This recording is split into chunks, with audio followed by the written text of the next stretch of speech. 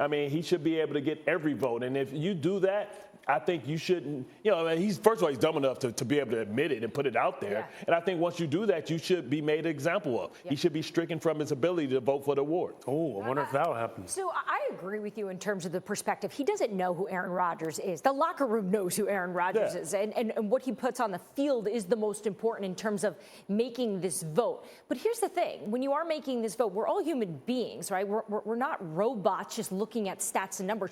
We're going to take into account everything we know about people, or at least what we think we know, right? Because we live in an age now where social media gives us so much access to people, and they put out what they want us to believe. So it's hard not to form an opinion about players because we're getting so much intel information about what they're sending our way. You're not defending him. You're saying he's a human being. This is what human beings do. Yeah, I'm definitely not defending the reporter. But numbers at don't all. lie. Numbers don't lie. You have to keep it to the numbers. You got to get your personal feelings up out of it, Dianna. Yeah, no, I agree. The stats, I have no argument. Aaron Rodgers, in my opinion, as a reporter, is the MVP. I don't have a vote. But I do understand that sometimes, not even sometimes, I think anytime you cast a vote on a person, you're going to take into account not just the stats. You're going to look at that person as a whole. Calling him a jerk, how does he know? That's where he went wrong. D. Wood, I want to bring you in here. What do you think?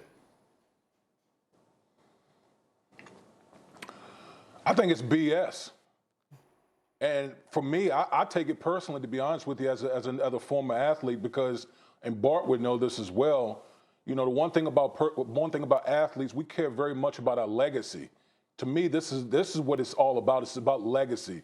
The fact that he's going to interject his personal feelings into something that means so much to a lot of athletes. We care about these things. We care about these accolades. And for him to say, well, because he felt like, Aaron Rodgers is a jerk, or, vaccination status might come into it and all that, none of that matters. We're talking strictly on the football field. What do your eyes tell you? How has Aaron Rodgers performed on the football field? That's what this award is all about. And the fact that he admitted that he's interjected his personal feelings in this, I don't think he should have a vote anymore. Because, again, we're talking about a person's legacy here. That's important. And D. Wood, this comes into Hall of Fame voting all the time, right? And I think that's why we should have more players on these panels. And it should be an award from the peers, because we know more than anything, and we don't care about our personal feelings about what somebody is as an opponent. We just know how we have to prepare for them and how difficult they are to prepare for and how good they are, because we have the trained eyes to know really what matters on the football field, the nuance. The outside parachute fan may not know the nuance, what makes a player great. And it's not always about the numbers, right? The numbers lie sometimes. It's about how difficult and how responsible somebody is for the wins or losses. Yeah, and I think you bring up a great point. The idea of Hall of Fame voting and other things.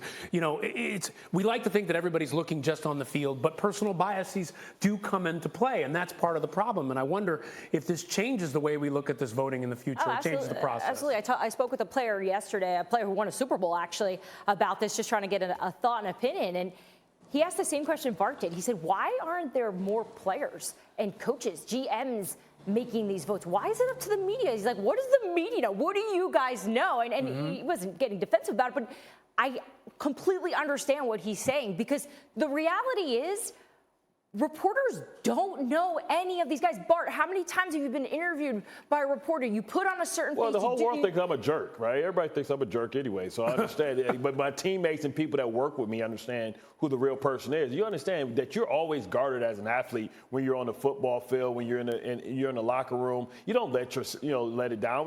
For the outside perception, I always give Bill Belichick a tough time, and we give him a tough time. But everybody that's around him loves him as a person, and he shows who he really is. It's hard to do that, and it's hard to judge somebody on a 10, 15-second clip or a quote that they hear when you don't understand what's surrounding that and what they're trying to set up.